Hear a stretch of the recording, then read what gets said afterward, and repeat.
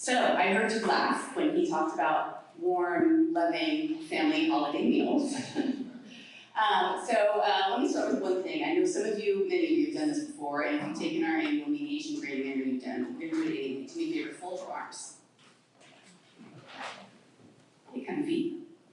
Okay, now fold them the other way, with the other hand on top. There's usually a few people that do this for a good minute or so.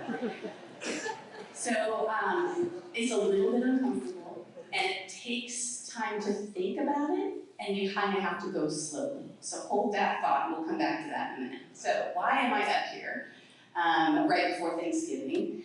And by the way, I didn't need to say it. Good morning, Slow. Every year around this time, it's helpful to think about the concept of civility. And so I often am asked, I've been a mediator around here for about 20 years. I have my own business now, it's called solvecm.com. And the solve stands for summarize, observe, listen, validate, and empower.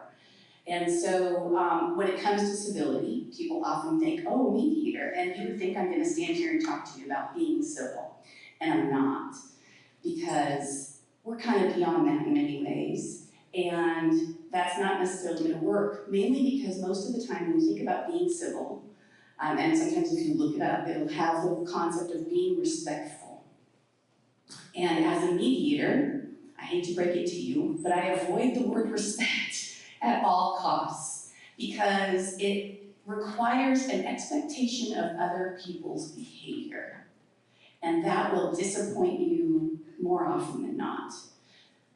Another phrase that we hear a lot about around this time, but often, is needing to set boundaries. So I'm going to talk about that today, but the first thing I want you to do is repeat after me. I have a mantra, I'll tell it to you. My mantra is, I can't control other people's behavior. So you're going to say it after me. I can't control other people's behavior. We're going to do it again. I can't control other people's behavior. Good, we're going to remember that. So, when we talk about setting boundaries, I need you all to know that boundaries are all about what I do, not about what other people do. Boundaries are all about what you do, not what those around you do. I hear people complain, well, I know I need to set boundaries, but every time I set a boundary, the other person gets defensive. Well, that might be because of the way you're setting the boundary. Think about it this way. If you were going to protect your backyard, would you build a fence on your neighbor's property? No. How would your neighbor react if you built a fence on your neighbor's property? Would they be upset? Would they be defensive? Would they be angry? Yes. So when you, quote, set a boundary where you're telling someone else what to do, or you're controlling or trying to control their behavior, they might get defensive or upset or angry because boundaries are about what I do, not about what other people do. So let's give some examples. We're going to do a work one. You can't email me on the weekends. Is that a boundary? No, because it's about what they're going to do. A boundary would be, I do not respond to emails I receive on the weekends until the following weekday. Okay? Good. I'm seeing some nodding heads. Let's do another one. You can't talk to me that way. Is that a boundary? No. I will end the conversation if you continue to talk to me this way. Is that a boundary? Yes. Here's a fun one. Don't be late. Is that a boundary? No. How about, if you're late, I may not wait for you because I want to get to the place on time. Is that a boundary? Yeah, it's pretty clear when you do it one time, you never have to do it again.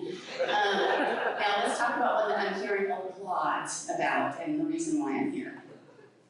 Don't talk about politics. Is that a boundary? Is that a boundary? No. A boundary might be, if politics comes up, I may walk away. That's a boundary. And then you're not even setting yourself up for the threat of, if you talk politics, I'm leaving, which is very similar to those of you who have taken a child to the grocery store, filled your cart with groceries, but at the beginning you told your child, if you have a tantrum, we're leaving. And now your cart is full, and you're almost done, and the child throws a tantrum, what do you have to do? You have to leave because you told them you were going to. So don't set yourself up for that. Give yourself some time to think, right? Hold the other way.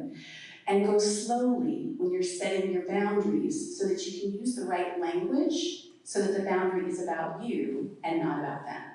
I want to say, yes, a request can be made. You can ask your friends and family, can we not talk about politics? I'd rather talk about family memories. Don't say, can we not talk about politics? Give them something to think about. Because if I say to you right now, everyone in this room, don't think of an elephant, what are y'all thinking of? Elephants, right? So just like the former preschool teacher that I was 25 years ago, give them something to focus on.